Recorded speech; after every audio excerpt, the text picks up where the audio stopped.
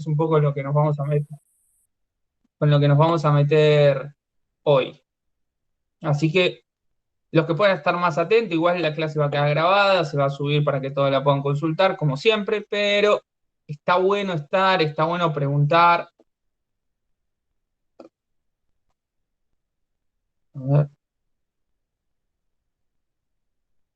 vamos por acá, vamos a compartir pantalla.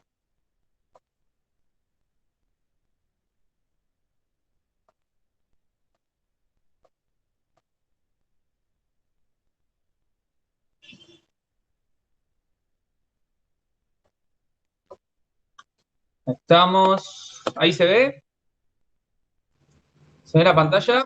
Sí, sí, ahí Sí, se sí, ve. se ve. Excelente. Bueno, ¿se acuerdan más o menos dónde habíamos quedado la semana pasada? ¿Se acuerdan de este planteo, de Eh, este caso real, por así decirlo? sí. Habíamos arrancado a hablar de lo que eran las hipótesis, que la nula es la que, tipo la de status quo, la que ya está, que se intenta demostrar que es correcta, y que si no, a partir de esta, sabe lo que es la hipótesis alternativa. Bien, bien, muy bien, Paulina. Marco, ¿vos ibas a agregar algo? No, no, no, lo mismo. Lo mismo. Bueno, bien. Bueno, partimos de esta base, ¿sí? Es decir, en este caso teníamos una empresa que producía bombitas de luz, producía miles de bombitas de luz. Eh, Esta bombita de luz, en teoría, según se habían testeado en algún momento, o se había hecho justamente un cálculo general, o se habría muestreado el 100%, andá a saber cómo lo habrá hecho la empresa. De hecho, después vamos a ver distintas formas de muestreo. Obtuvieron o analizaron y llegaron a la conclusión de que la vida media de las bombitas de luz aproximadamente es de 800 horas. Si era para más, en este caso, obviamente a nosotros como empresa nos beneficia. Si es para menos, no nos va a beneficiar. Ahora, ¿qué tanto para menos sería justamente lo que nos podría afectar o jugar en contra en este caso? ¿Y qué tanto menos, ¿sí? Estaría dentro de una normalidad, ¿sí? Porque, por ejemplo, sería lo mismo que a mí me dé 400 horas de media, de duración media de las bombitas, que me dé, no sé, 799 o 798 o 780. Bueno, claramente no es lo mismo, claramente tenemos que considerarlo, claramente tenemos que analizar alguna cuestión de estos temas hasta poder llegar a una conclusión. O sea, a partir de esto es como el test de hipótesis nos va a llevar a calcular un valor crítico, ¿sí? Un estadístico de prueba, o sea, un valor que en base a la toma de una muestra que nos va a llevar a darnos cuenta si esa muestra con ese cálculo, con esa media, en este caso seguramente va a estar en horas, va a estar más alejado, más cercano al valor crítico, más cercano a la media de la hipótesis nula, que es de 800 horas, o capaz la superamos, capaz nos da 815, 820 y va a estar todo bien, ¿sí? Pero bueno, también tengan en cuenta que esto es como si nosotros ante una duda fuéramos, tomáramos una muestra y a partir de eso analizáramos, pero también tenemos que tener en cuenta que generalmente cuando se hacen controles de calidad o cuando se hacen controles sobre un producto, sobre un servicio, cualquiera sea, siempre vamos a caer en que tengamos que hacer varias tomas de muestras. ¿Sí? En este caso estamos haciendo algo muy, muy centrado en un análisis que vamos a hacer sobre una toma de una muestra, pero vamos a ver después, más adelante, en las próximas unidades, que se van a tomar más muestras para algunos, justamente algunos cálculos o algunos gráficos de cartas de control que nos van a permitir ir viendo cómo nuestro proceso se va moviendo a lo largo del tiempo. Claramente nuestro proceso capaz en ese momento está operando de una forma y capaz en otro, cuanto más variación o dispersión tengan los distintos valores asociados a un parámetro en cada producto, puede ir variando los valores y a partir de eso pueden hacer que mi curva sea cada vez más achatada y más ancha, o capaz, mejor aún, que los valores estén todos concentrados dentro de la media y estemos en óptimas condiciones, ¿sí? Entonces, en este caso es como que vamos a tomar una muestra, pero después vamos a ir viendo cómo hay que ir tomando muestras cada vez más tiempo o también una muestra cada vez más significativa, ¿sí? Entonces, la idea es ir siguiendo este ejemplo para entender la base, pero después vamos a ir viendo cómo esto se expande a tomas de más muestras. Bien, entonces, esta empresa, aparentemente lo que decide a partir de esto es tomar una muestra de 40 bombitas de luz. Acuérdense que esta empresa produce miles de bombitas de luz, por lo tanto 40 bombitas de luz, y puede ser poco significativo, capaz alguno me puede decir, capaz otro me puede decir, che, pero deberíamos buscar más, una toma de muestra cada vez más grande, y verdaderamente es un ejemplo, pero también en este caso también está bueno empezar a analizar cuánto es la toma, cuánto debería ser la toma de esa muestra, que es algo que está bien que se lo pregunten y que es algo que vamos a ver un poquito más adelante y cómo podemos por lo menos frente con una norma, con un parámetro, definir esa toma de muestra. Pero basándonos en este ejemplo, para que sea lo más comprensible posible, vamos a definir que se tomaron o que esta empresa tomó 40 bombitas de luz y las probó justamente para qué, para determinar si la vida media era la que se decía y contar con evidencia, en este caso, como para validar o rechazar esta hipótesis nula. ¿Sí? Esta es nuestra base. En este caso, como bien dijo Paulina, la idea, y Marco también ratificó, es un poco darle base a si esta hipótesis de la vida media de 800 horas o más es coherente o verdaderamente le estamos chingando a lo lejos, ¿no? Entonces, a partir de esto, esta muestra dio un total de 788 horas. Para algunos de ustedes, 788 horas contra 800 puede ser poco, para otros puede ser un montón, para otros pueden decir, la verdad que ni idea. Por ahora podemos decir que es tan subjetivo este valor que no nos lleva a tomar una decisión, ¿sí? Si yo les digo, nos dio 400 horas, ¿tendrían una decisión más certera? Y ahí está de baja. Ahí ya digo 400 ya bastante. está. Sí. Exacto. Si tenés algo que te dio muy bajo y es probable que ya esté muy corrido todo, tenés que tener mucha mala suerte para haber tomado, o tenés que justo haber caído en algunos errores muy groseros como para que justamente te dé tan bajo. Pero es raro que te dé así de bajo tomando una muestra aleatoria, ¿no? Si es lo más aleatoria posible, sin tener un sesgo, sin estar ni tener algún parámetro que te condicione ni nada, sino yendo un día y tomando una muestra, tomo una de acá, una de esta línea, otra de esta, y las pruebo y me da 400 horas, bueno, ya estamos un poco más seguros de lo que pasó. Es más, si querés, hasta podés elegir, en vez de tomar una muestra de 40, tomás una de 80, o tomás otra muestra, a ver qué te da, y a partir de eso vas constatando.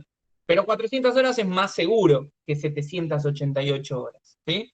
Entonces, alguno de ustedes me puede llegar a decir, no, mira, yo lo reboto, ya está, me dio menos, ya está, soy así. Otro me dice, no, la verdad que tomaría otra muestra.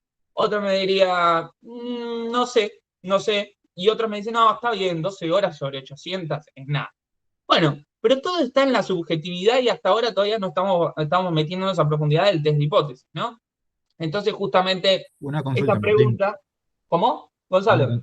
¿Eso depende de la cantidad de muestras que tome o nada que ver? O sea, Bueno, si tomas muchas, puede ser que se acerque un poco más al valor. Si tomas menor, tal vez se te aleja más. No, eso no sé. exacto. Acordate de esta filmina, y de paso también lo recordamos a todos, esta filmina. Si yo tomo una muestra de n igual a 50, que es bastante cercano a 40 en este caso, voy a tener un proceso en donde voy a plantear un histograma que me va a quedar posiblemente de esta forma. Fíjate cómo se va dando, ¿sí? Ya un poco más variados los valores, los rangos, aumenta el rango, pero a la vez tengo más valores, más frecuencia de valores en cada uno de los rangos, en cada una de las clases. Y fíjate que a medida que voy aumentando el tamaño de mi muestra de 150 a 1500 y cuando tiende a infinito, cada vez la curva toma una distribución más normal y cada vez tengo más seguridad sobre mi proceso. O sea, no es lo mismo muestrear el 100% de la bombita de luz, que tampoco me va a convenir, porque si yo pruebo toda la bombita de luz, al ser bombita de luz, se me pueden romper, se me pueden quemar, las puedo dar en uso y yo les puedo consumir vida útil. Entonces, si muestreo el 100, me quiebro como empresa directamente, porque no es un bien que lo pruebo, funciona y lo pongo otra vez a seguir trabajando, sino que no puedo mostrarlo el 100%. Pero sí tomando una muestra. Sí hay que saber que cuanto más significativa sea esa muestra, o sea, cuanto más representativa sea de ese 100% producido, por ejemplo, más certeza voy a tener sobre los datos y los valores que obtuve. En este caso yo tomé 40 bombitas sobre miles de bombitas que se producían por día. Entonces, claramente, no voy a tener una gran certeza. ¿Sí? Sí, quedó claro, gracias. Martín, Sí. ¿Y hay algún porcentaje o alguna cantidad que esté recomendado o normalizado para utilizar en las muestras? Bueno, bien, esa es una muy buena pregunta para ver cuánto voy a tomar de muestras. Bueno, la semana que viene vamos a empezar con la siguiente unidad que nos va a condicionar un poquito más, es decir, bueno, ¿cómo va a ser el tamaño de mi muestra de acuerdo al tamaño del lote o de acuerdo a la cantidad de unidades que me enviaron en un lote? ¿Sí? Entonces, vamos a ver que es distinto si el lote está compuesto por 40 unidades, o sea, que nosotros lo vamos a llamar N grande al tamaño del lote, mi N chica, que es el tamaño de mi muestra, va a ser distinto a que si mi lote está compuesto por 50.000 unidades, ¿sí? Entonces, ahí vamos a ver cómo vamos a ir modificando este tamaño de la muestra. Por ahora, vamos a definir que se tomaron 40 bombitas de luz de esas miles de bombitas que se producían por día. ¿Estamos de acuerdo? Sí, sí, perfecto, gracias. Bien. Entonces, a partir de esto, dijimos que, bueno, no sabemos muy bien si se puede concluir que la vida útil va a ser menor a 800 horas, ¿sí? Y justamente nosotros vamos a poder solamente rechazar la hipótesis nula si los datos ofrecen suficiente evidencia para no considerarla verdadera, ¿sí? O sea, tenemos que tener evidencia suficiente como para poder rechazar la hipótesis nula y no podemos, en base a la subjetividad, en base a un masomenómetro, o en base a lo que nosotros querramos considerar cada uno como expertos en calidad o como personal de control de calidad, de decir, bueno, no, 788 horas es poco o es mucho, ¿sí? O sea, vamos a tratar de definir un criterio, que eso es la base del test de hipótesis, ¿no? Entonces, ¿hasta dónde justamente se puede afirmar que esta muestra es evidencia suficiente? Bueno, podemos ver algunos ejemplos, ¿no? Nosotros de la población de miles de bombitas, por ejemplo, ¿qué pasa si hubiéramos tomado otra muestra y nos hubiera dado 792? ¿Hubiera estado mal? ¿Hubiera estado bien? ¿Hubiera estado mal que nos hubiera dado distinta la media? ¿Sí? Tomando otras 40 bombitas. ¿Qué pasa si en otra muestra que tomamos la media nos da 815? ¿Decimos que está bien? ¿Decimos que está mal? Y si en otra tercera muestra nos hubiera dado 802, también decimos, no, mirá, está justo, cumple perfecto, no hay ningún problema, etc. Bueno, en realidad todo esto es normal. Acuérdense que un proceso, dentro de todo que se mueve dentro de una media, alrededor de una media, podría ser que por causa del azar se obtengan medidas distintas en cada una de las muestras. Y esto obviamente se lo vamos a atribuir a la variabilidad de nuestro proceso, ¿sí? Pero no se lo podemos atribuir directamente a un problema en el producto o en el proceso. O sea, hay una variabilidad que son asociadas a causas comunes que dentro de todo está bien que esté fluctuando. Ahora, vamos a ver si esa fluctuación es mucha o poca para 788 horas.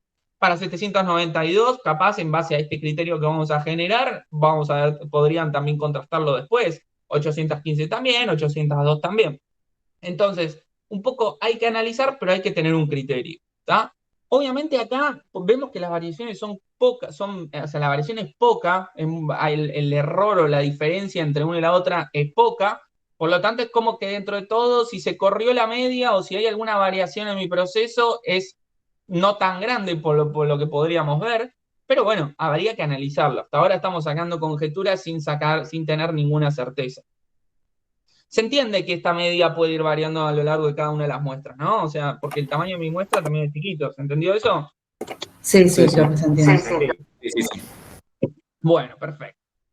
Bueno, esto lo tratamos de hacer sintético también para que lo puedan entender, para que lo podamos razonar. Yo creo que también en prueba de estadística hay muchas cuestiones que no lo llevan a lo que es, por ejemplo, ¿cómo lo puedo aplicar esto después en mi planta y no solamente hacer un estudio poblacional de determinadas personas que trabajan o se mueven de determinada forma, entonces puedo sacar una conclusión? O sea, acá lo estamos llevando a la planta, ¿sí? A lo que a ustedes le va a tocar caminar. Y si después esto lo quieren extrapolar a un servicio, también lo pueden hacer. O sea, esta es la base de todo esto. Si uno capta, y por eso acuérdense la primera filmina, si ustedes captan el concepto, ya no hay nada después de todo esto. O sea, esto después lo pueden llevar a donde quieran. No es que van a tener una restricción por un producto o van a tener una restricción porque es un servicio, ¿sí? Esto después se lleva a cualquier lado. Entonces, la pregunta es, y continúa un poco siendo, ¿no? ¿Es confiable entonces esta decisión basada en la información obtenida de una muestra? O sea, una muestra me puede condicionar de esta forma, o directamente con eso puedo decir, ya está, esto es certero. Bueno, la realidad es que no tanto, y esta es un poco la explicación. ¿Por qué? Porque vamos a poner los casos fáciles, ¿no? Nosotros tenemos que nuestra hipótesis nula, o sea, que es verdadera, vamos a decir que la definimos como que es verdadera, y entonces decimos, bueno, sí, definimos que la media es de 800 horas aproximadamente, y en realidad es verdadera, o sea, nuestro proceso se comporta de esta forma. Obviamente va a ser una buena decisión. O sea, si nosotros ponemos que esto está bien y que en realidad está bien, vamos a estar perfectos, no vamos a tener ningún problema. Lo mismo podría pasar si nosotros rechazamos, ¿sí?, la hipótesis nula, y en realidad sí era falsa. O sea, la media no es de 800 horas, es ponerle mucho menor, y entonces verdaderamente sí vamos a tener haber tomado una buena decisión. Ahora, ¿qué pasa si nosotros rechazamos la hipótesis nula? O sea, la muestra, justo tomamos una muestra y nos dio un valor muy bajo o nos dio un valor bajo, y a partir de eso directamente la rechazamos, pero en realidad justamente la hipótesis nula era verdadera. O sea, la media era de 800 horas. Bueno, ahí incurrimos, acuérdense que todo esto es azar, ¿sí? Esto es, tomo una muestra aleatoria, como yo quiera, como en ese momento, es como jugar a la lotería, o sea, en ese caso, bueno, uno juega, apuesta, y dice, bueno, puede ser que gane, puede ser que no. Bueno, lo mismo acá, o sea, en este caso yo fui y dije, bueno, esto está mal. Tomé esta muestra y me da mucho menor, entonces directamente la rechazo, cuando en realidad si hubiera tomado otra muestra de otra forma, capaz me hubiera dado con una media más alta, como vimos recién en los errores, en las muestras tomadas anteriormente que mostré los 3 ejemplos. Entonces en este caso vamos a estar incurriendo en lo que es el error tipo 1 o falsa alarma, ¿sí? Es decir, rechazamos cuando en realidad era verdadero, pero preventivamente dijimos, no, lo rechazamos, ya está. Rechazamos la hipótesis nula. En este caso, vamos a llamar alfa y aparece la letra alfa, que en este caso significa, es la probabilidad, ¿sí?, en este caso, de rechazar la hipótesis nula cuando esta es verdadera.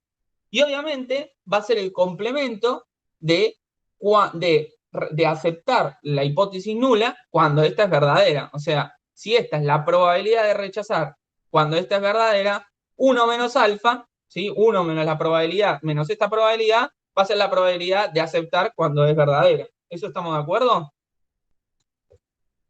Sí, sí. Sí, se entiende. Bien. Bueno. Bien, entonces, lo mismo podría pasar, ¿sí?, cuando nosotros rechazamos y en realidad es falsa. Ahí tenemos una buena decisión. Pero ¿qué pasa si, por ejemplo, nosotros aceptamos la hipótesis como verdadera, la hipótesis nula como verdadera, y en realidad era falsa? ¿Sí? En este caso decimos, no, es de 800 horas, pero en realidad nuestro proceso está operando con una media muchísimo más inferior o mucho más chica, o fuera del valor crítico, o sea, más baja, y en este caso lo aceptamos. Bueno, en este caso vamos a incurrir en lo que es el error tipo 2. Y vamos a tener en este caso una falla. Vamos a estar metiendo o trabajando con un proceso que en realidad no está trabajando bajo los estándares que nosotros creíamos. Y otra vez, la probabilidad de cometer ese error lo vamos a llamar beta, ¿sí? Y la buena decisión de haber rechazado cuando en realidad era falsa va a ser 1 menos beta. Hasta ahora quédense un poco con todo esto porque ahora nos vamos a meter con el alfa y después nos vamos a meter con el beta.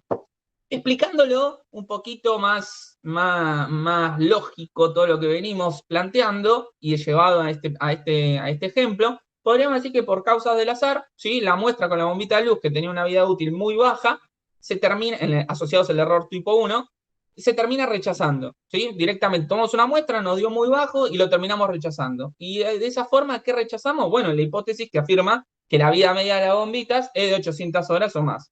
Cuando en realidad, sí, la vida media de estas bombitas era de 800 horas. Pero nosotros en la toma de muestra le chingamos o tomamos una muestra de una forma que nos dio baja, ¿sí? Pasa mucho también, por ejemplo, con muchos productos, que la primera tanda de productos siempre se descarta o se pone como scrap, o sea, cuando se pone a punto la línea para arrancar a producir, directamente la primera tanda de productos, en algunos tipos de productos, se descarta, se deja como scrap o directamente se vende como menor calidad, etcétera.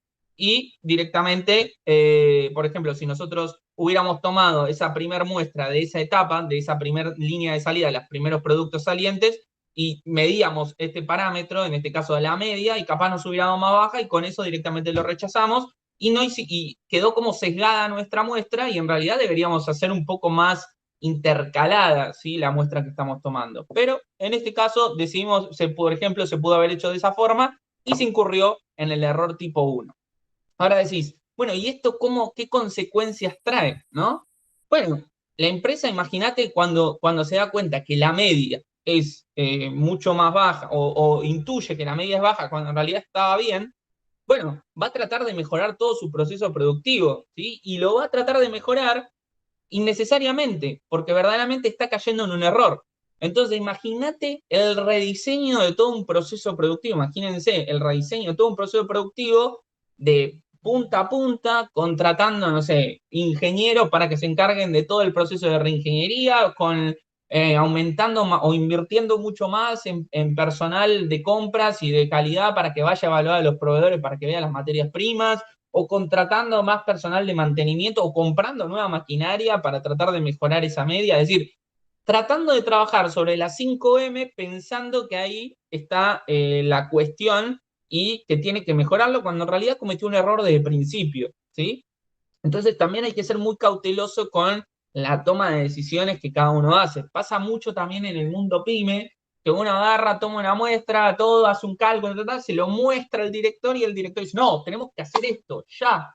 Y de repente, no sé, vos sos un consultor o lo que sea, vos decís, bueno, esto lo tenemos que discutir, habría que tomar una muestra. No, el director no la pensó más y al día siguiente ya está buscando presupuesto, está llamando, te vuelve a llamar. Puedes decir, no, pará, todavía tenemos que tomar otra muestra. Justamente es no caer en este error que es el error tipo 1. Tratemos de tener evidencia suficiente justamente como para poder descartar esta hipótesis nula o no.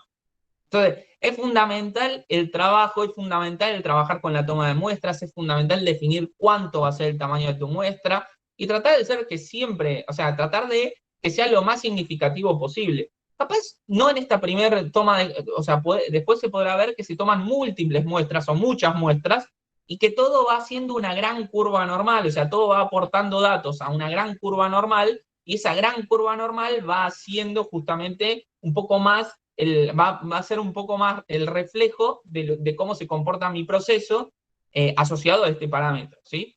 Entonces, es fundamental llevar calma antes de empezar a hacer o incurrir en estos tipos de gastos que te terminan afectando a la organización totalmente, ¿sí? Y lo mismo, o al revés, podría ser el error tipo 2, ¿sí? Que en este caso también, por causa del azar, se toma una muestra con la bombita de luz que tenía una vida, se creía que tenía una vida útil cercana a las 800 horas, y se termina aceptando en este caso la hipótesis nula de que afirma que la vida media era de 800 horas o más, ¿sí? Cuando en realidad es menor a 800 horas. ¿Qué pasa acá? Pasa un poco lo contrario. La empresa no va a hacer nada, dice, no, estamos trabajando bien, no hay problema, no pasa nada. Pero en realidad sí se debieron haber hecho cambios, sí se debió haber analizado un poco más el proceso, sí se debió actuar en este caso. Pero como se cometió este error y no se volvió a analizar o no se tiene más información que me pueda nutrir, obviamente esto va a seguir impactando sobre los clientes que ya se venían quejando antes, por eso se inició todo este test de hipótesis, se inició todo este proceso de análisis. Y bueno, cada vez van a aumentar más los clientes insatisfechos, cada vez va a haber clientes que van a seguir diciendo, che, esto está mal, vos decís, no, mirá, yo hice ya mis análisis y todo y está ok, en realidad no. Por lo tanto, vas a seguir perdiendo, vas a empezar a perder clientes y obviamente eso tampoco te va a sumar como empresa, tus ingresos bajan y obviamente, consecuentemente, vas a preguntarte por qué. Bueno, justamente también acá es la importancia de empezar a tener más evidencia. Bien. A partir de esto aparece y vamos a hablar un poquito de el alfa, que es nuestro nivel de significancia. En este caso, nuestro alfa es, como bien dijimos, está asociado al error tipo 1, pero en este caso el alfa es la probabilidad, ¿sí?, de rechazar la hipótesis nula cuando esta es verdadera. Esto es fundamental. O sea, acuérdense que el error es una acción, pero va a estar asociado a un alfa, que es la probabilidad de realizar esa acción, ¿sí? Y es un complemento de, en este caso, es rechazar la hipótesis nula cuando es verdadera, y esta probabilidad va a ser el complemento de aceptar la hipótesis nula cuando esta es verdadera. O sea, de haber hecho bien la acción de aceptar la hipótesis nula cuando era verdaderamente verdadera. Valga la redundancia.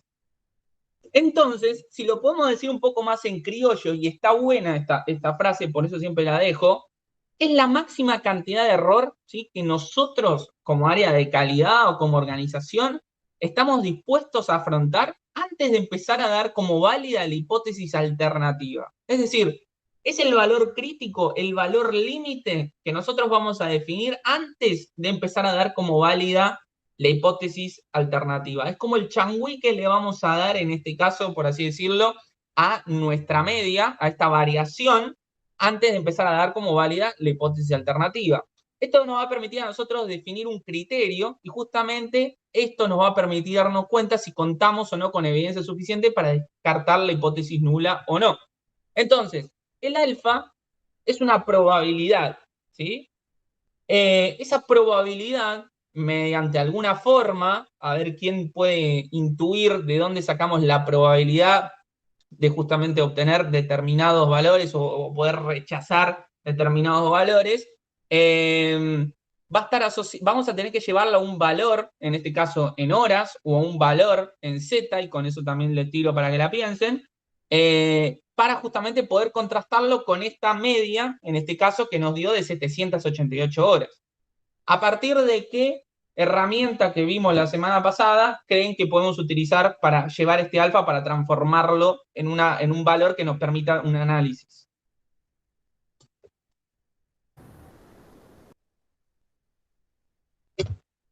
¿Alguien?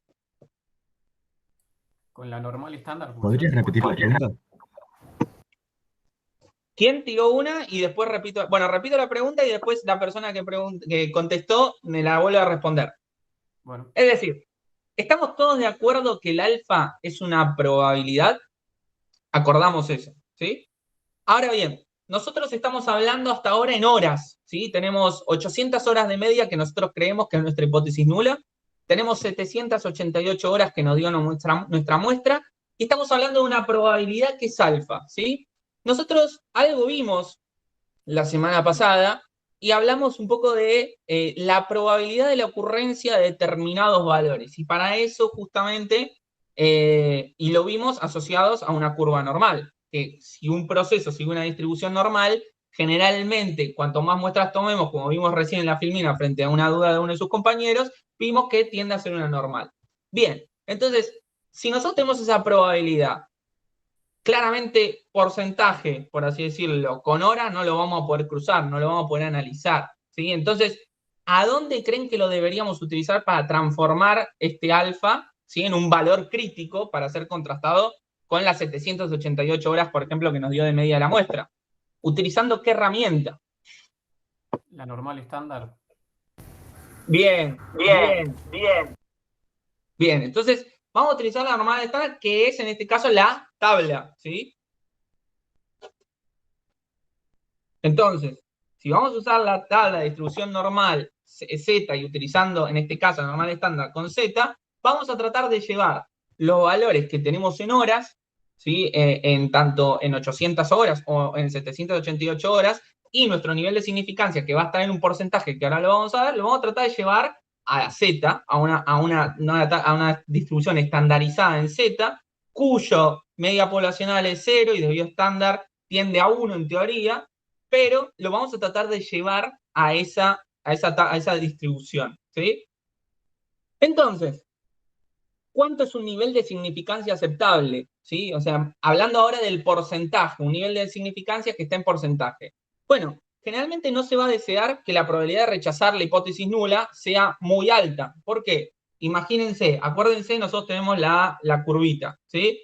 La distribución normal, perdón, la curva de distribución normal. Y nosotros tenemos, por ejemplo, por acá, o sea, nosotros en una punta, en la punta negativa, o sea, tenemos el Z que es igual a 0. Del lado izquierdo está todo lo negativo, del lado derecho empieza a ser positivo los valores.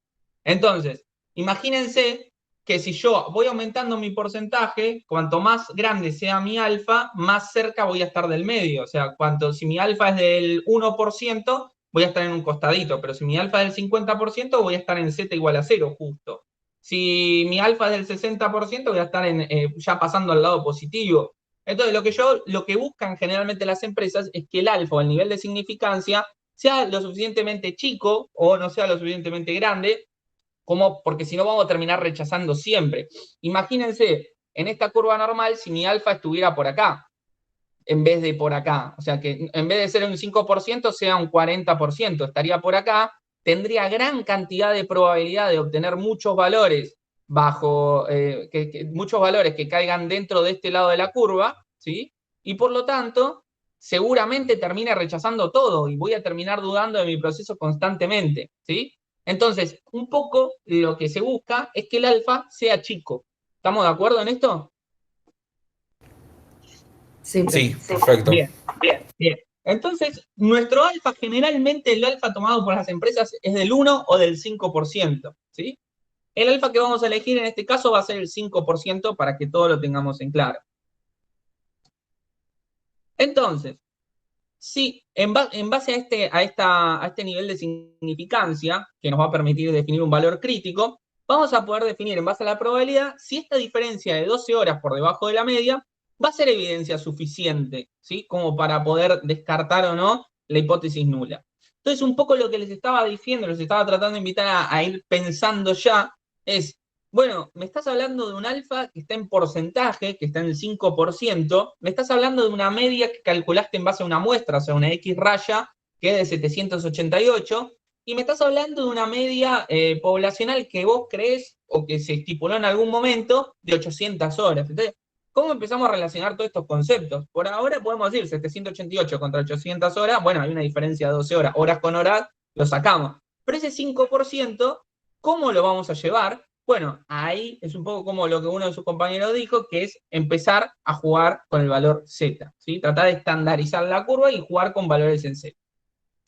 Pero antes, lo que le quería mostrar también para que lo tengan en claro es lo siguiente, que es que pueden haber distintos criterios de aceptación o de rechazo de la hipótesis nula, ¿sí? Les voy a mostrar los 3 ejemplos con los que vamos a trabajar. Son distintos test o pruebas. En este caso, por ejemplo, es una prueba de una cola unilateral derecha, ¿sí? Que es el caso, por ejemplo, en donde, por ejemplo, la zona de rechazo o alfa va a estar sobre el lado derecho, ¿sí? Ahora vamos a ver cuál sería nuestro ejemplo. Pero en este caso, por ejemplo, el alfa, en esta prueba de una cola o test por cola derecha, vamos a tener el alfa o la zona de rechazo, ¿sí? Del lado derecho de nuestra curva normal. Mientras que la zona de aceptación, ¿sí? Va a ser, en este caso, esta zona, la zona en blanco. Y fíjense, si esto es alfa, que es nuestra zona de rechazo, 1 menos alfa es la zona de haber aceptado algo cuando en verdad estaba bien, ¿sí? Entonces, fíjense cómo en la curva normal se empiezan a ver esas dos divisiones, el aceptar algo cuando está bien y el rechazar algo cuando estaba bien, y ahí cometiste justamente tu error tipo 1, o tu alfa, ¿sí? O la probabilidad que está representada en alfa. Fíjense cómo queda planteada también la hipótesis. La hipótesis nula, en este caso, dice que la media poblacional es menor o igual a la media planteada en la hipótesis nula, y la hipótesis alternativa, al ser mutuamente excluyente, dice que la media poblacional es mayor a la media planteada en la hipótesis nula, ¿sí? Al ser mutuamente excluyentes no se pueden tocar en ningún valor. Ahora vemos, bueno, un caso, por ejemplo, de estos podría ser tranquilamente cuando uno manda a hacer análisis de microbiología, por ejemplo, o sea, análisis microbiológicos para ver la cantidad de bacterias o de microorganismos que puede llegar a tener un determinado producto, ¿no? Y cuando vos le mandás a hacer un análisis, generalmente lo que te van a decir es que sea menor a tanta cantidad. Entonces vos, por ejemplo, en este caso, decís, quiero que sea menor a tanta cantidad. Entonces, a partir de eso, mi zona de rechazo va a ser a partir de ese valor. Entonces, por ejemplo, no sé, quiero que tenga en hongos y levaduras, que es, por ejemplo, un microorganismo que se puede llegar a analizar, quiero que tenga menor a 10, ¿sí? Partículas halladas. entonces directamente tu valor crítico va a ser 10 y a partir de eso todo lo que dé menor va a estar ok. Si te da mayor, directamente tu producto va a estar comprometido a nivel inocuidad, por ejemplo, y no va a poder ser consumido o no va a poder ser entregado a tu cliente siguiente, ¿sí? A tu cliente o a tu consumidor final. Entonces, ese es un ejemplo, por ejemplo, en donde quedaríamos planteado esta prueba de una cola unilateral hacia la derecha. Veamos una a la izquierda, ¿sí? En este caso, fíjense cómo se queda planteada la hipótesis nula, en donde la media poblacional es mayor o igual, en este caso, a la media planteada por la hipótesis nula, y la hipótesis alternativa directamente plantea lo mutuamente excluyente. En este caso, la zona de rechazo va a estar del lado izquierdo, y la zona de aceptación va a ser todo el complemento. ¿Estamos? Bien. Pregunta. Esta, ¿a qué les parece?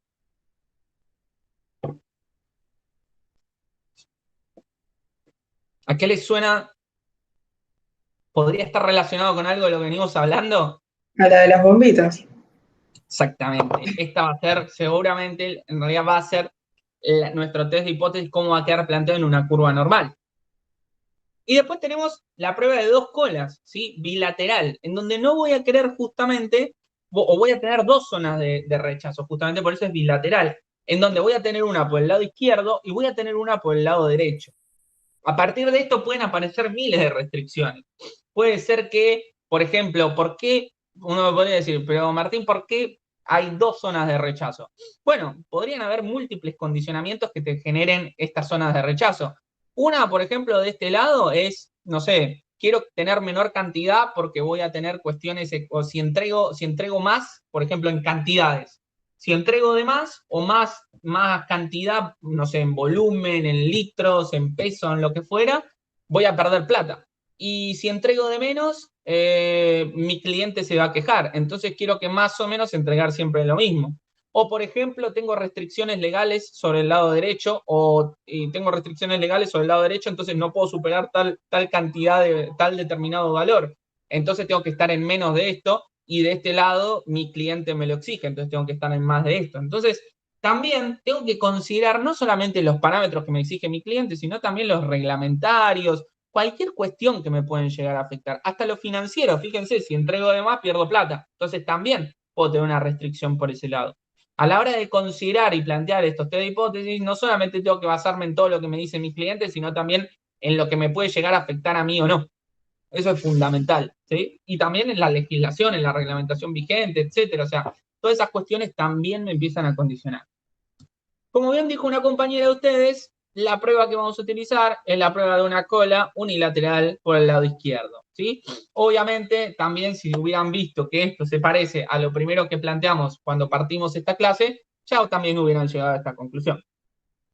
Bien, entonces vamos a sacar, o vamos a tener que sacar, lo que es nuestro estadístico de prueba. El estadístico de prueba, como bien dicen, o sea, es la prueba, es lo que utilizamos como prueba. ¿Qué es lo que utilizamos como prueba? Bueno, lo que utilizamos como evidencia muestral, lo que nació, la evidencia que nos dio la toma de 40 bombitas de muestra, y a partir de eso sacar una media de 788. Eso va a ser nuestro estadístico de prueba, pero como bien dijo uno de sus compañeros, estandarizado, o sea, llevado un valor en Z. Ese valor que nosotros vamos a empezar a llamar estadístico de prueba, va a ser contrastado contra un valor crítico. Ese valor crítico, como bien venimos hablando, va a estar dado por el nivel de significancia que hasta ahora está en un porcentaje, ¿sí? Y que sigue una distribución de probabilidad apropiada, ¿sí? Hasta ahora estamos con eso. Entonces, vamos a definir esta regla para tomar la decisión de aceptar o rechazar la hipótesis nula. Entonces, hasta ahora lo que decimos es, bueno, vamos a tener que llevar nuestro estadístico de prueba, que son las 788 horas, y nuestro nivel de significancia, que va a definir un valor crítico que hasta ahora está en porcentajes, a un criterio que nos permita justamente contrastarlos y poder sacar una conclusión. Entonces, la forma para llevar y sacar este estadístico de prueba, para sacar también sacar nuestro valor crítico más adelante, va a ser utilizando esta fórmula, en donde en definitiva la X media, ¿sí?, es la media muestral que nosotros obtuvimos, ¿sí? Mu es la media poblacional, sigma es nuestro desvío estándar, n es el tamaño de nuestra muestra y z, obviamente, es el valor obtenido de la curva estandarizada, ¿sí? De la curva normal que sale a través de la tabla de distribución normal que les presenté la semana pasada. Entonces, vamos a tener que calcular el valor en z. Vamos a agregar algunos pequeños datos y vamos a ver cómo podría quedar planteado este ejercicio, pero obviamente después esos datos, obviamente los tendrían ustedes que ir obteniendo, por ejemplo, en una planta o en una empresa de servicios. La idea es construir o por lo menos llegar a obtener estos datos. Entonces, uno es, definimos que la empresa fabrica bombitas de luz que tiene una vida útil de 800 horas, ¿sí? Y que tiene una desviación estándar de 40 horas. Hasta ahora venimos por esto. Al tomar una muestra de 40 bombitas de luz, estas tienen una duración de 788 horas, que también hasta ahora lo veníamos como dato. Y después nos dice, determinar a un nivel de significancia del 5% si la media poblacional de estos focos es efectivamente de 800 horas o más.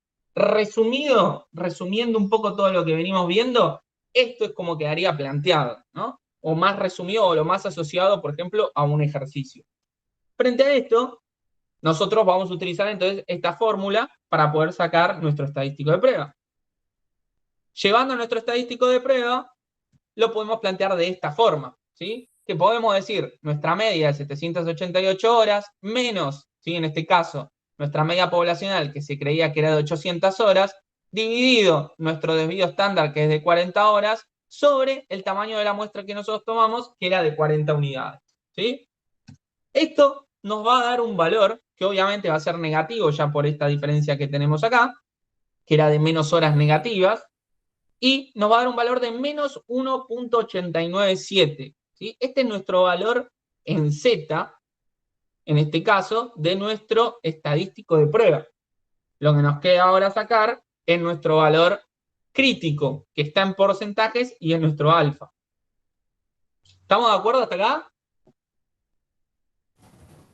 Sí, Sí, hasta ahí sí. Yo obviamente.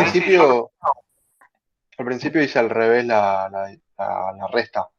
Hice 800 menos 788 creo que era. Eso me quedaría o sea, sería la muestra del lado derecho. Eso sería del lado derecho. Y también pensá en la lógica, en este caso Jordi, que si hubieras hecho la resta del otro lado, te estaría dando un valor que estaría del lado derecho cuando sería mayor a 800 entonces. ¿Sí? Claro, Es como claro. si te hubiera dado, en vez de la muestra, te hubiera dado una media de 788, te hubiera dado una muestra, una media de 815. 812. 812, Claro, exactamente. Entonces, lo que hay que pensar es, yo saqué una muestra, de esa muestra calculé una media, si esa media es menor, la tengo que poner como menor, porque va a estar sobre mi lado izquierdo de la curva. Si la pongo al revés, para que me dé positivo, voy a estar calculando otro valor. Y en este caso estaríamos calculando como si la media nos hubiera dado 812, cuando en realidad no es así, es al revés, nos dio menos de 800, que es 788. ¿Estamos de acuerdo? perfecto. Sí, perfecto, Bien. gracias. ¿Alguien más tenía una duda? Bien. O están entendiendo todo o se están guardando todo para ver después 200 veces la clase grabada. Una de dos.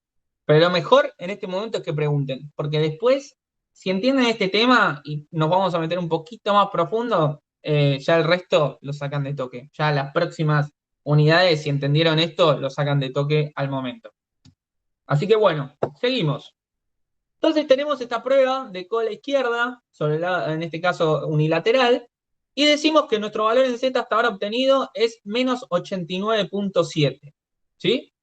Bueno, claramente ahora tenemos que ver dónde va a estar este menos 1.89. O sea, ya sabemos que si nosotros tuviéramos los valores acá con Z igual a 0, más o menos lo calculamos y lo ubicamos.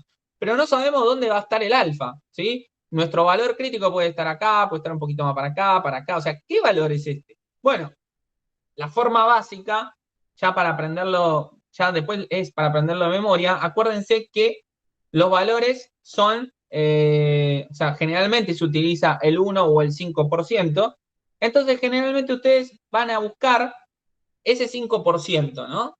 Ahora, ese 5%, ¿en qué lado está?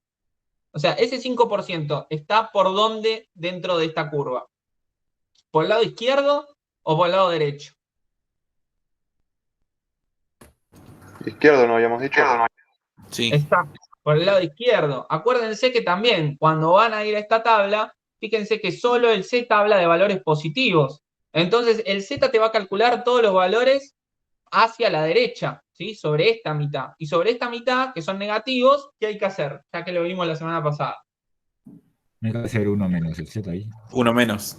Uno menos, exactamente. Bien ahí, compañeros. Entonces, vamos a tener que buscar qué porcentaje o qué valor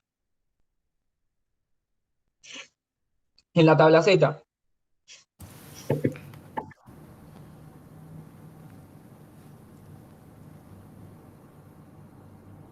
Chan, chan. ¿Qué valor?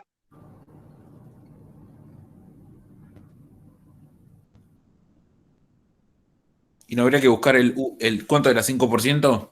Sí. Y 0,95, ¿no? Muy bien, muy bien. ¿Quién habló? Yo, Marco. Marco, espectacular, Marco. Espectacular. Fíjense, vamos a partir de una base. Fíjense el valor que toman en Z igual a 0,00, ¿sí? Toma el 0,5, o sea, el 50%. Es decir, toma a partir de acá para adelante, toma todos los valores. ¿Por qué? Porque solamente toma zetas positivos. Y acuérdense que cuando estandarizan la curva, Z queda como igual a 0 desde este lado. Entonces, todo hacia la derecha tiene valores positivos y todo hacia la izquierda tiene valores negativos. Por lo tanto, los únicos valores que nos van a calcular es del 50 al 100%.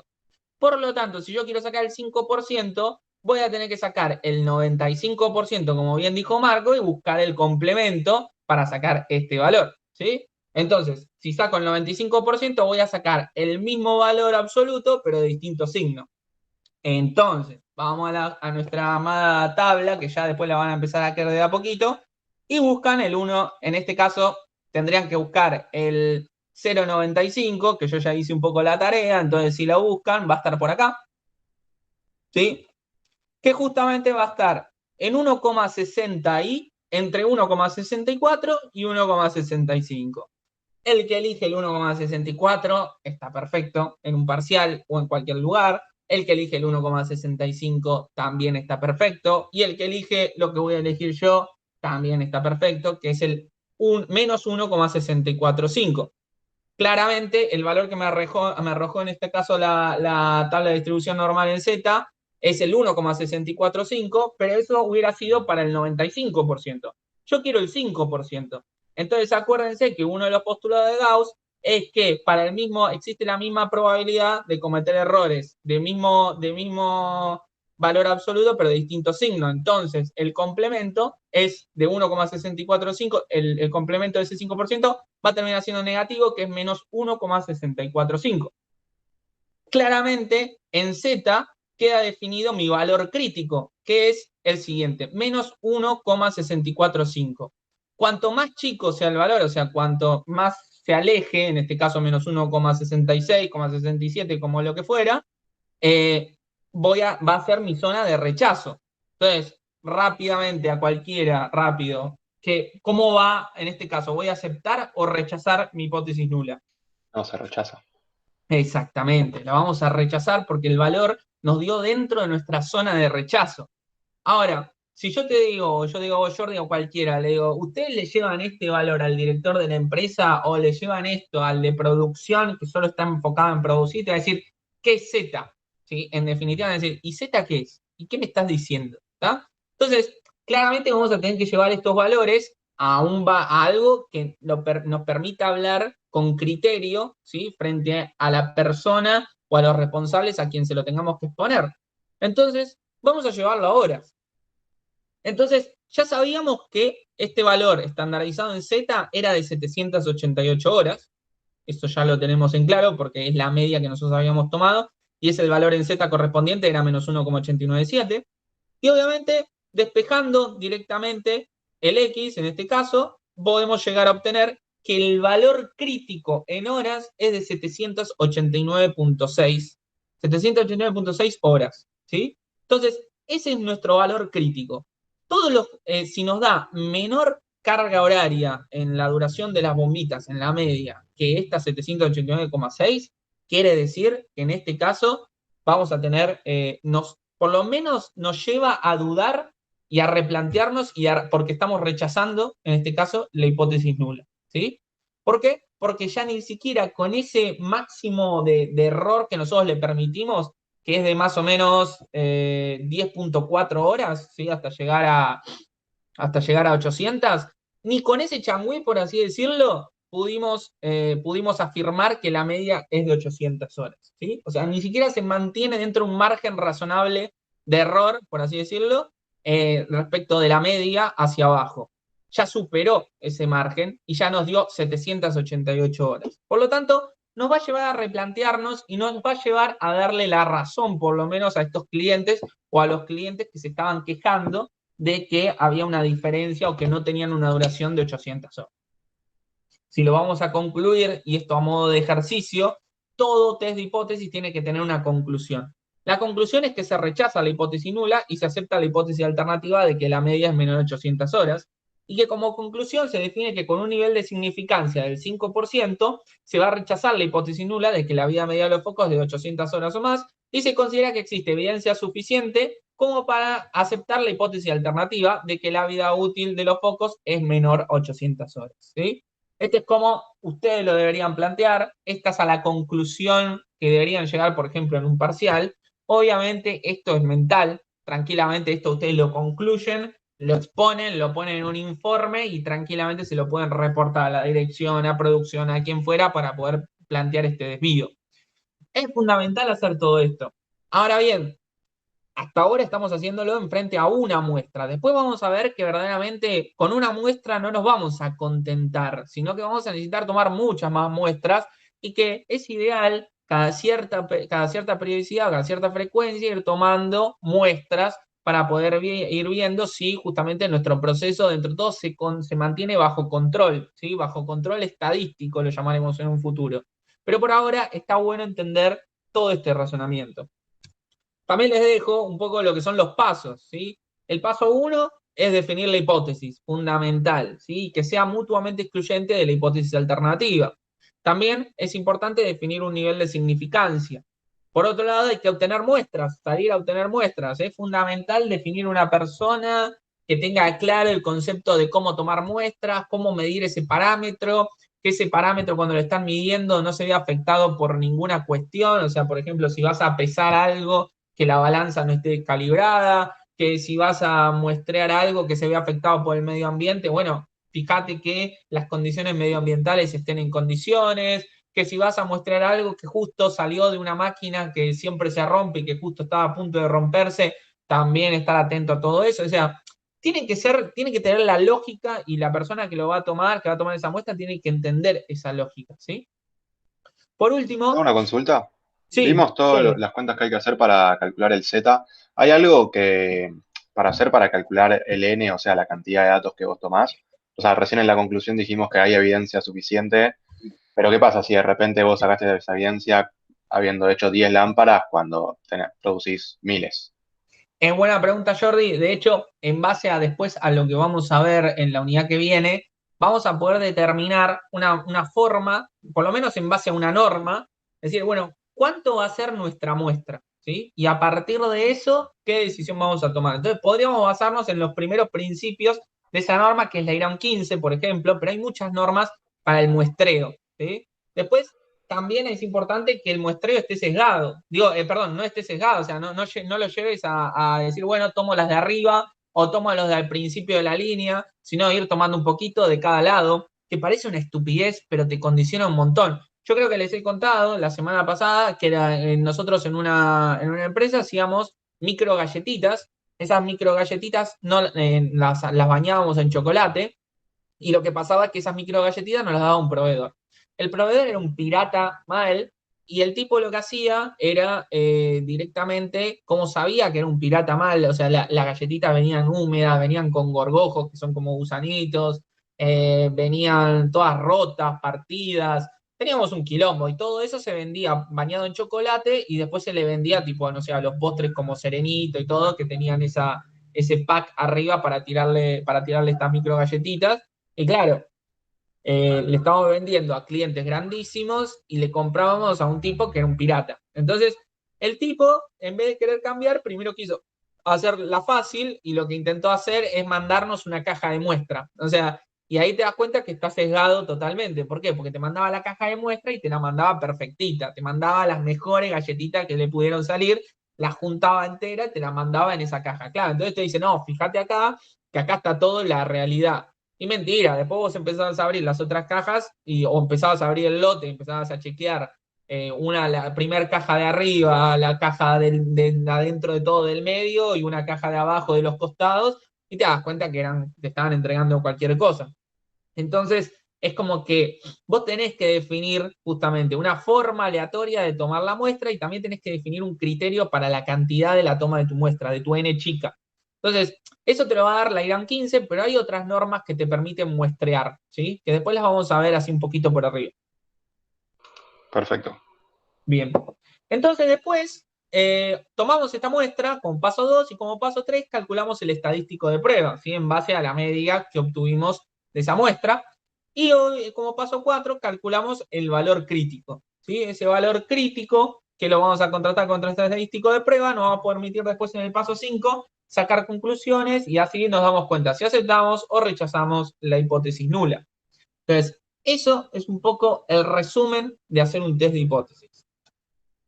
Pero vamos a ver otro ejemplo para que podamos analizar otro concepto u otra forma, ¿sí? Y podamos analizarlo con esta empresa, ¿sí? Entonces, en este caso es una compañía de yogurts que controla un proceso de producción de tal forma que las bolsitas, ¿sí? Del producto, las bolsitas de producto tengan una etiqueta que dice que pesan 20 gramos, ¿sí? El proceso detendrá cuando el promedio no sea de 20 gramos. Para ello, el área de control de calidad toma una muestra de 16 bolsitas, ¿sí? Determinándose una media muestral de 19 gramos.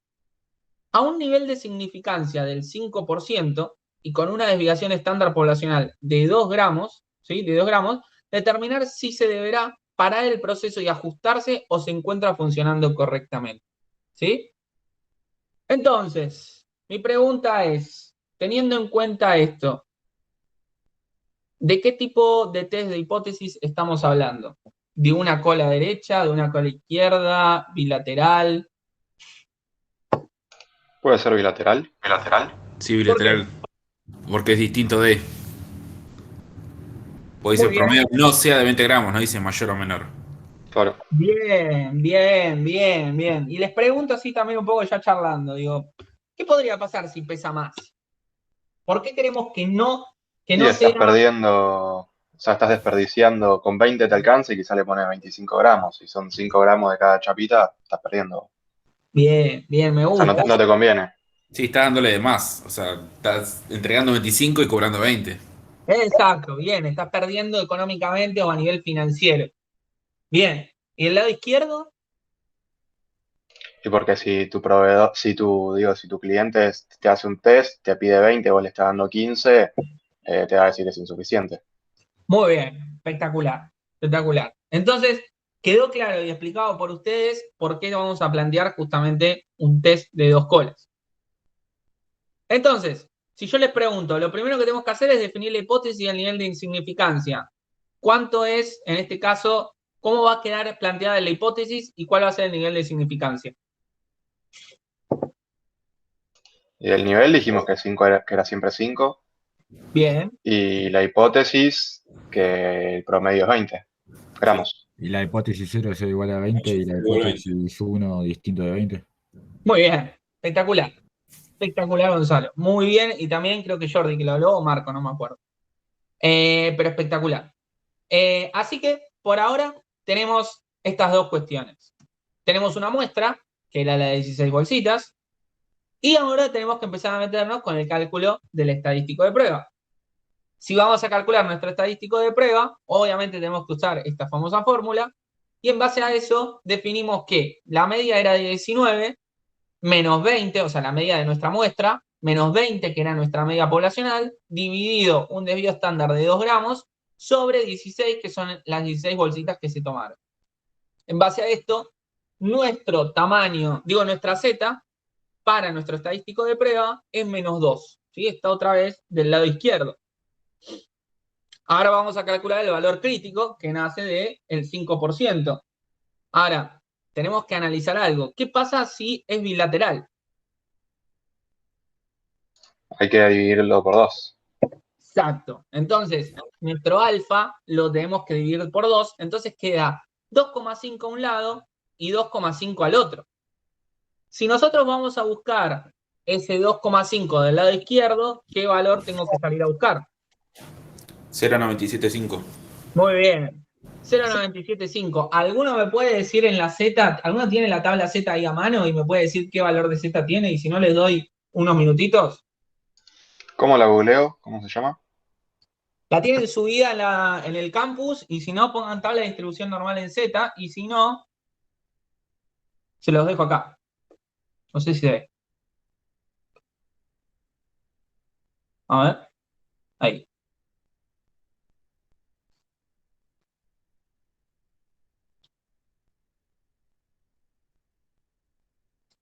Entonces el número que hay que buscar es 0,975.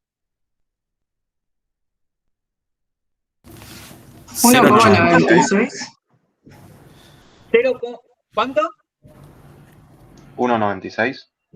1,96. El número era 0,975 que había que buscar.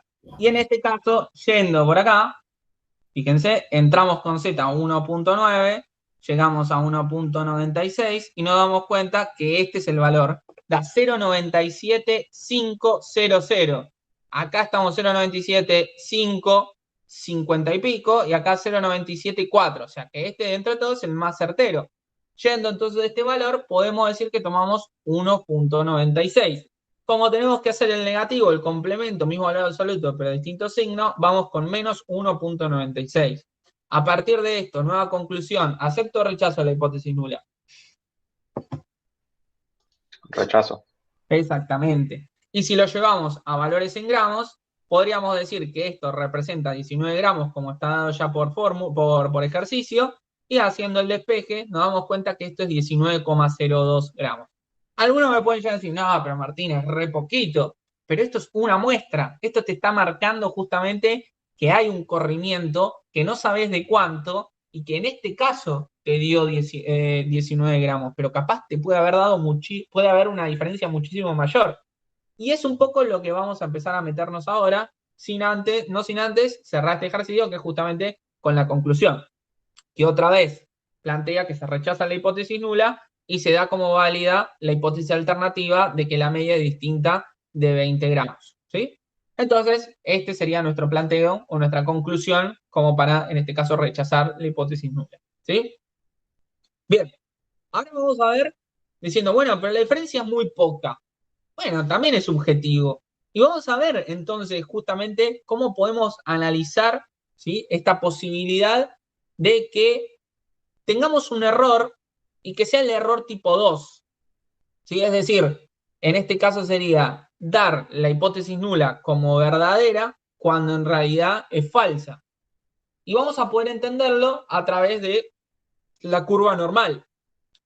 Entonces vamos a simular que esta es nuestra famosa curva normal de este proceso, en donde nosotros idealmente creíamos que estábamos operando produciendo bolsitas de 20 gramos, que teníamos un nivel de significancia del 5% distribuidos en 2,5 y 97,5, que por lo tanto del lado izquierdo ya habíamos sacado la cuenta y era menos 1,96, y que del lado derecho teníamos con entonces el mismo valor absoluto pero distinto signo, 1,96, que es el valor que sacamos de la tabla Z. También podemos decir que tenemos el mismo, que en gramos teníamos 19,02 y que como valor crítico del lado derecho es 20,98 gramos. ¿Sí? En el caso de que le estuviéramos vendiendo de más, nos podría llegar a servir este valor. Bien, en este caso concluimos y dimos por válida que justamente la media poblacional no era la media planteada en la hipótesis nula. Pongámosle que después, a partir de todo esto, dijimos, bueno, vamos a analizar cuánto efectivamente es la nueva media, y se hizo un análisis, se siguieron tomando muestras y demás, y se llegó a la conclusión de que la media verdadera era 19,25 gramos. O sea, le estábamos estafando a nuestros pobres clientes, capaz no eran tan pobres, y los estábamos estafando. Y entonces, siguiendo con la toma de muestra, en realidad nos dimos cuenta que nuestro proceso en realidad estaba operando de esta forma, ¿sí? Con una media de 19.5 y que no sabe, y que, fíjense, empiezan a aparecer o empiezan a verse que hay valores compartidos. ¿Estamos de acuerdo en esto? Que hay valores compartidos entre lo que era nuestro proceso ideal y nuestro proceso real, por así decirlo. Sí, sí. O sea, nosotros empezamos a ver que hay valores compartidos. Estos valores compartidos, por ahora decimos, bueno, ¿qué pasa si a mí me hubiera dado, justamente hubiera tomado una muestra y me hubiera dado una media por acá? ¿Sí? Y yo hubiera seguido creyendo que operaba con una curva normal o con una distribución normal cuya media era 20 gramos. Porque si me da un valor por acá, yo iba a estar contento, iba a decir, no, está todo bien. O si me hubiera dado un valor por acá también. O si me hubiera dado un valor por acá, o por acá, o por acá. ¿Sí? Yo hubiera estado diciendo, bueno, listo, está perfecto. O sea, estoy operando bajo los parámetros que yo creo con una media de 20 gramos. Estamos todos perfectos. Ahora, en realidad, esos valores nos hacen creer, vamos a llevarlo al criollo máximo, nos hacen creer que estamos operando bajo la curva ideal cuando en realidad estamos trabajando bajo esta curva real. Entonces, vamos a tener que sacar, ¿sí?, la probabilidad de poder llegar o la probabilidad de cometer estos errores, de estar creyendo que operamos bajo la curva ideal, pero en realidad operamos bajo la curva normal, bajo esta curva real, perdón, en vez de la ideal, va a estar dada justamente por el área bajo la curva. O sea, la probabilidad de creer esto va a estar dado por el área bajo la curva de la nueva curva real, ¿sí? Entonces, esto va a representar nuestro beta, ¿sí? Que es la probabilidad de seguir aceptando, en este caso, la hipótesis nula como verdadera, cuando en realidad es falsa, porque en realidad se corrió, la curva está corrida y la media está operando con una media poblacional de 19.25, no gramos, no de 20 gramos, ¿sí? ¿Alguna duda de esto? Es fundamental que lo vayan entendiendo. Yo tengo una duda, ¿de dónde salió el 1925? Vamos a suponer que nosotros empezamos tras todo esto, nos dimos cuenta que se rechazó y dijimos no, y hicimos otro par de análisis más y nos dimos cuenta que no estaba operando con 20 gramos, entonces salimos a tomar una muestra significativa y pudimos construir una nueva curva cuya media era 19.25 gramos. O sea, es Ok, como si hubiéramos pasado por todo eso y llegamos a construir esta curva. ¿Quedó claro eso? sí. Bien. Entonces, ¿se entendió esto? Una consulta, ¿este caso solo pasa cuando es bilateral o hay, o sea, Este este que se caso puede mueve? ocurrir en cualquier circunstancia. O sea, Ok, en cualquiera de los tres casos. ok. Tranquilamente vos podés tener un corrimiento de tu curva y en realidad vos creés que estás midiendo bajo una forma. Fíjense que también, si la media en este caso, si vamos a la curva normal de las bombitas de luz, también, tal vez la media te dio, vamos a ver, no me acuerdo cuánto era el valor. Por ejemplo, no, esta era, no es, esta. ¿Dónde estás? Acá. Entonces, ponele, en este caso, capaz nos dio 792, estamos por acá, pero en realidad tenemos un corrimiento hacia la izquierda mayor, ¿sí? O sea, tenemos también probabilidades de cometer el error en esta zona, ¿sí? ¿Quién preguntó, Gonzalo? ¿Habías preguntado vos? Sí, sí, yo. Bien, ¿se entendió eso? Sí, ahora sí, ok. O sea, puede pasar en cualquiera de los tres planteos o de los tres posibles test que puedan plantear de curvas, o sea, lateral izquierda, lateral derecha o bilateral, puede pasar en cualquiera de estos casos. En Perfecto, este caso gracias. estamos planteando para este caso en donde vas a tener un límite, un valor crítico por izquierda y un valor crítico por derecha. ¿Sí? Ujú. Bien. Entonces, estamos en esta situación y tras esta situación entonces podemos, ampliando un poquito más todo esto, acuérdense que el error tipo 2 en este caso va a ser la probabilidad de aceptar la hipótesis nula, ¿sí?, con una media muestral de 20 gramos, cuando esta en realidad es falsa, ¿sí?, y tiene una media muestral de 19.25.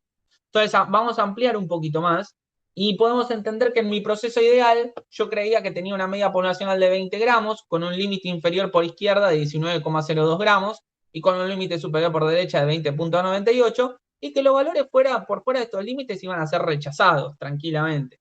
Pero en realidad estamos operando bajo esta curva real, por así decirlo, en donde en realidad nuestra media poblacional es 19.25 Y obviamente posee valores que se comparten o valores compartidos que se mueven. Hay un intervalo compartido ahí o sea, hay una intersección de valores que se comparten entre 19,02 y 20,98.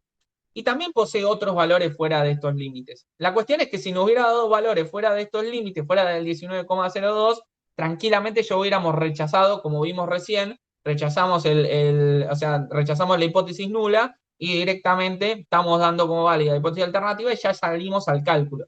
Pero fíjense, hay una gran probabilidad, seguro, más del 50%, por lo que veo, hay más del 50% de probabilidades de que yo obtenga muestras que me hagan creer que estoy trabajando con la curva naranja cuando en realidad estoy trabajando con la curva roja, ¿sí? O sea, que mi proceso estaba bien, pero en realidad está corrido hacia la izquierda.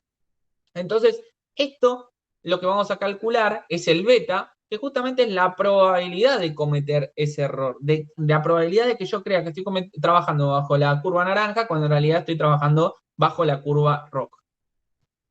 Entonces, como conclusión, es un poco lo que venimos hablando, valores compartidos entre las curvas que nos hace suponer que esperamos dentro de un proceso ideal cuando en realidad estamos produciendo bajo un proceso real que es la curva roja. Entonces, vamos a llegar y analizar cuál es la probabilidad de incurrir justamente en el error tipo 2. Y analizando esto, hasta ahora tenemos esto. Entonces, vamos a tener que sacar el área bajo esta curva. O sea, todo el área bajo esta parte de la curva.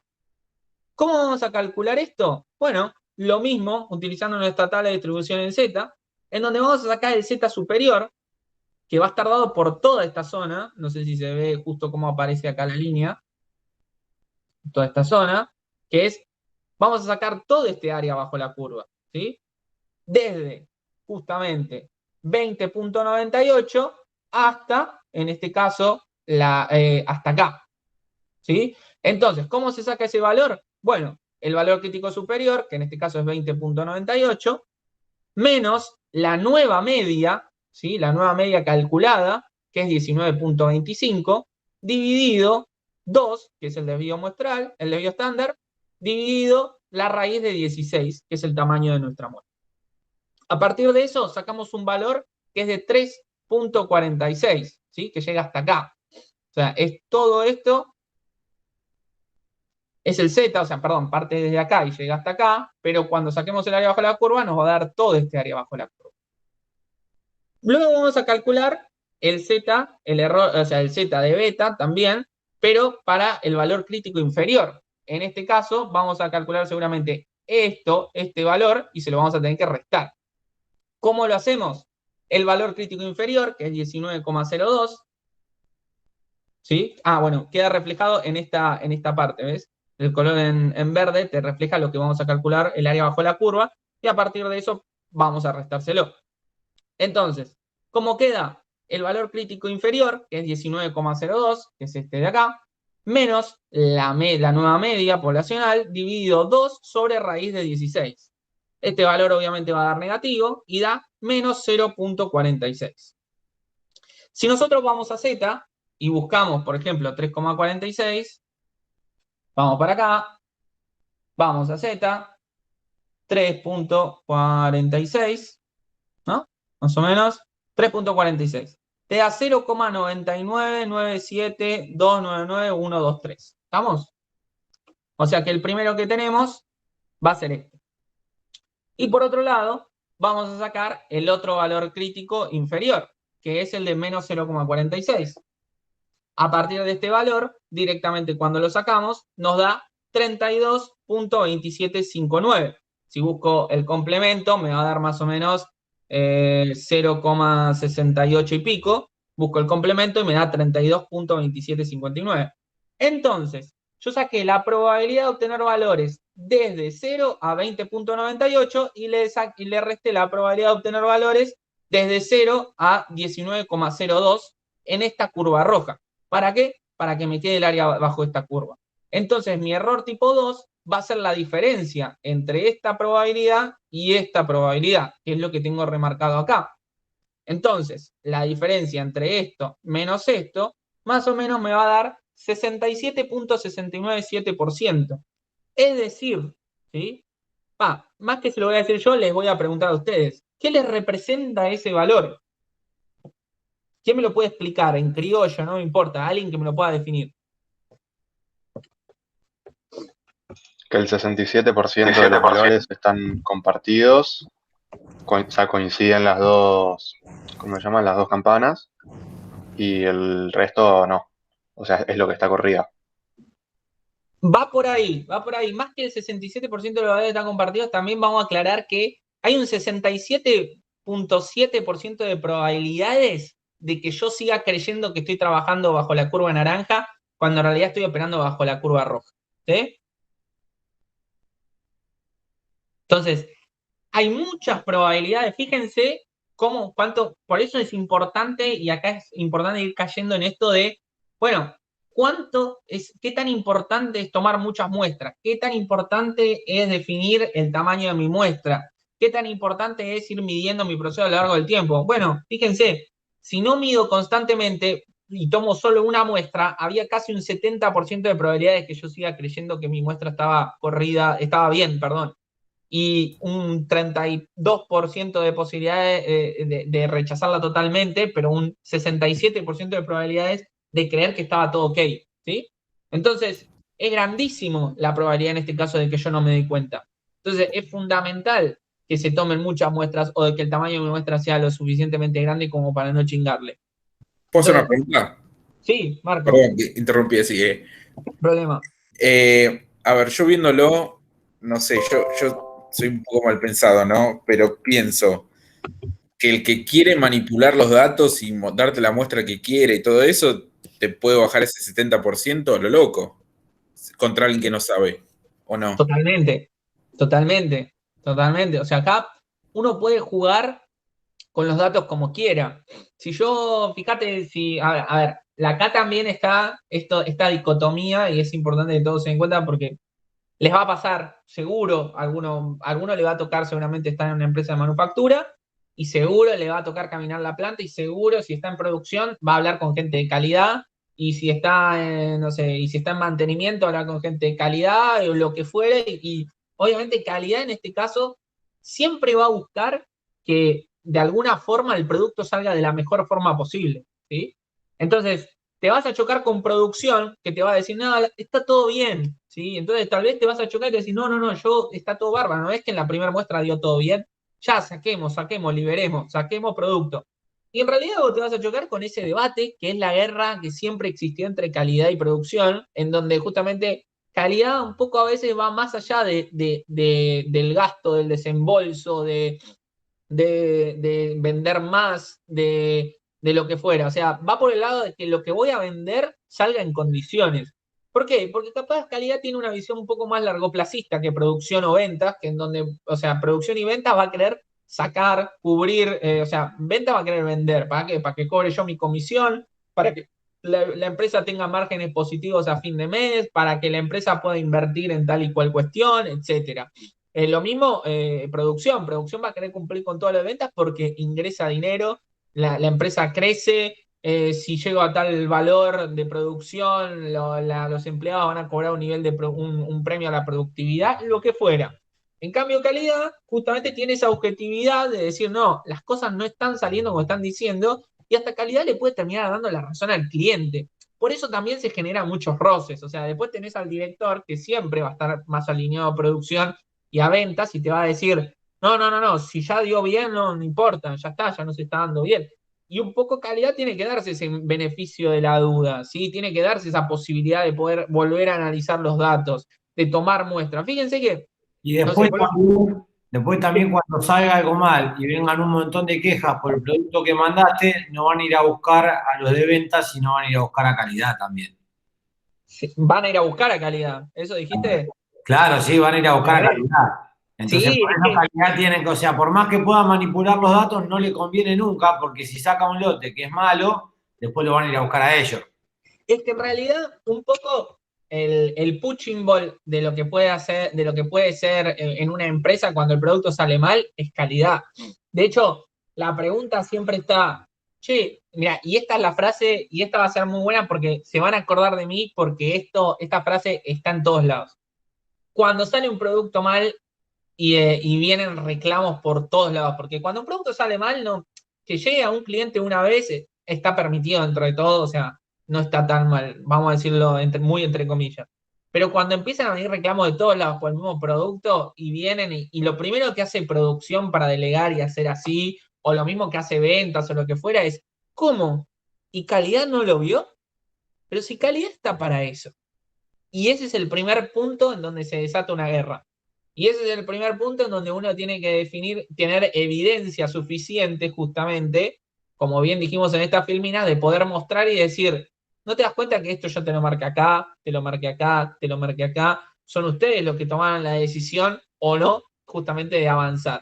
Por eso también muchas veces, y creo que en otros encuentros, les dije y les remarqué, es importante un área de calidad que se plante, o sea, que sepa plantear bien y sepa mostrar con evidencia y con argumento y a la vez defenderse en las reuniones, diciendo, mirá, las cosas están operando de esta forma y no están trabajando bien. Estamos solamente produciendo por producir, pero lo que se viene después va a ser terrible, se van a ir reclamos, o hasta que alguien lo vea, ¿sí? Porque hay muchas veces que también uno vende un producto que no es crítico para los clientes a los que le vendés, no sé, por ejemplo, no sé, algo que es una de las tantas materias primas del producto final. Yo qué sé, una empresa que vende aceite para las papas fritas que vendemos tipo Lay's y todas. O sea, vos vendés aceite, pero vos ese aceite lo bañás a las papas en ese aceite, pero es crítico, y es crítico, pero no sale nada tu producto final de ahí. O sea, es una parte, es una etapa.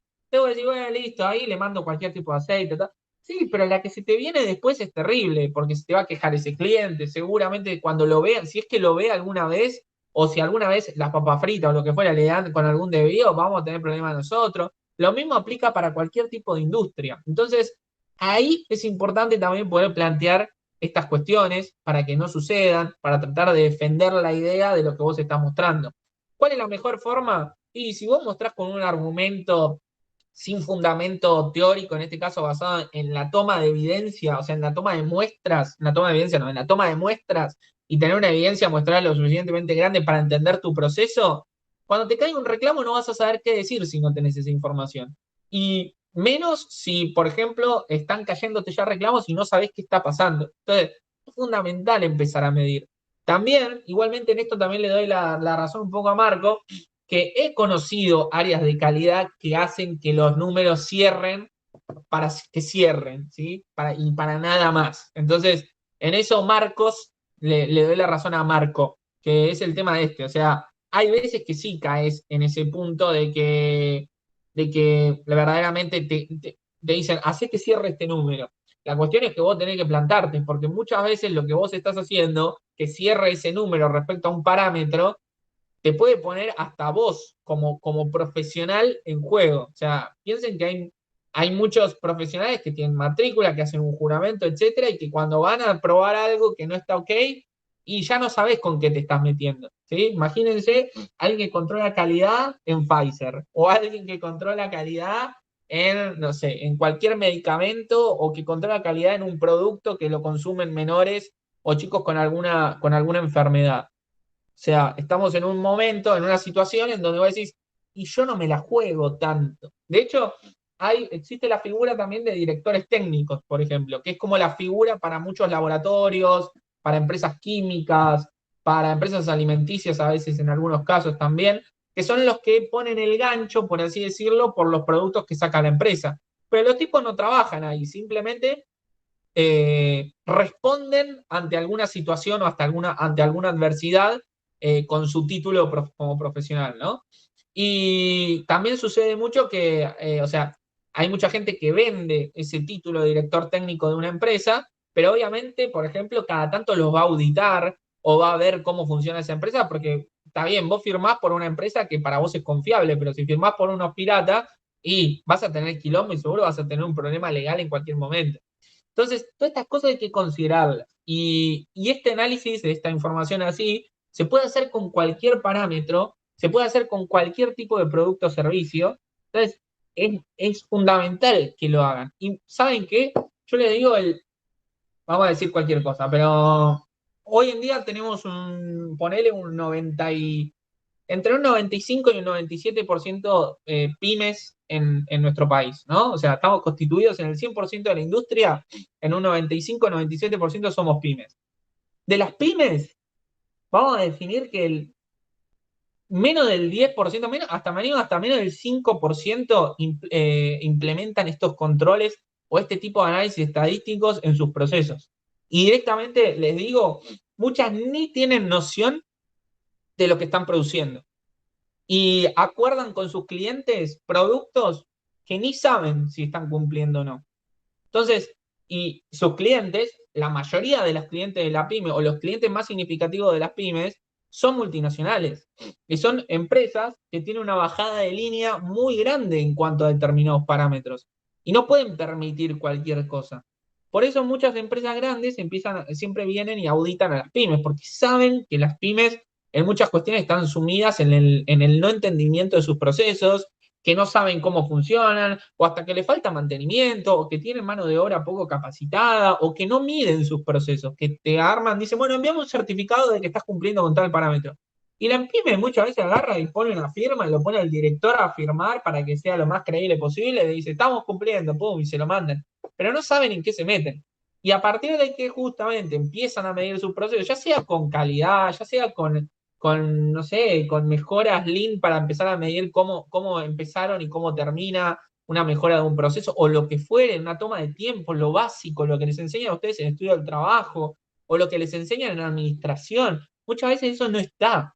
Y justamente es una base para empezar a medir y a mejorar tus procesos, desde este punto de la 5M hasta la medición de los procesos.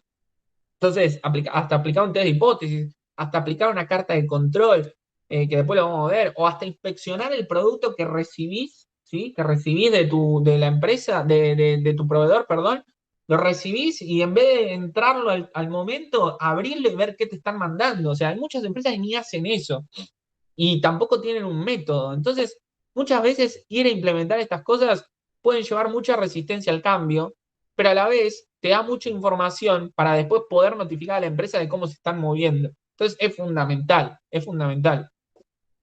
Bien. ¿Otra duda? ¿Alguna consulta? Yo tenía una duda que todavía no me quedó muy claro, lo del 67% ese. Sería o sea, la probabilidad de que en realidad la muestra es de 19,25 en vez de 20.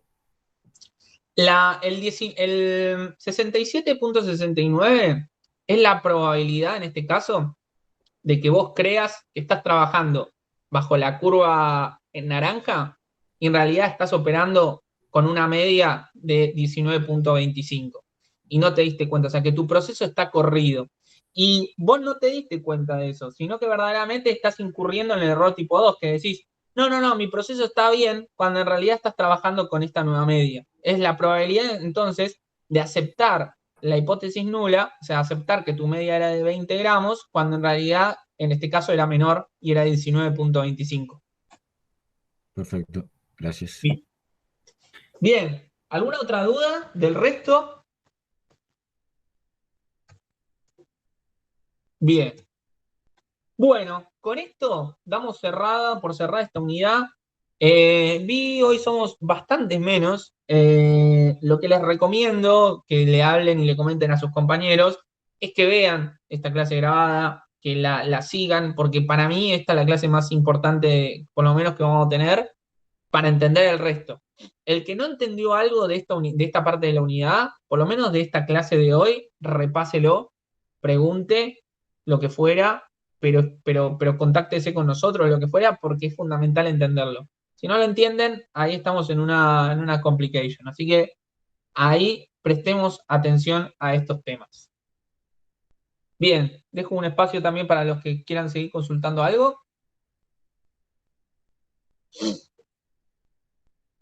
Bien, bueno, ya les comenté entonces al resto el tema de la entrega de los TPs. Cualquier cosa también se pueden contactar con Alex, ya él me definió que le pueden escribir al mail para acordar alguna reunioncita de 14 antes de las 23:59, de 14 a 20 horas. Así que voy a dejar de grabar y ya con esto los despido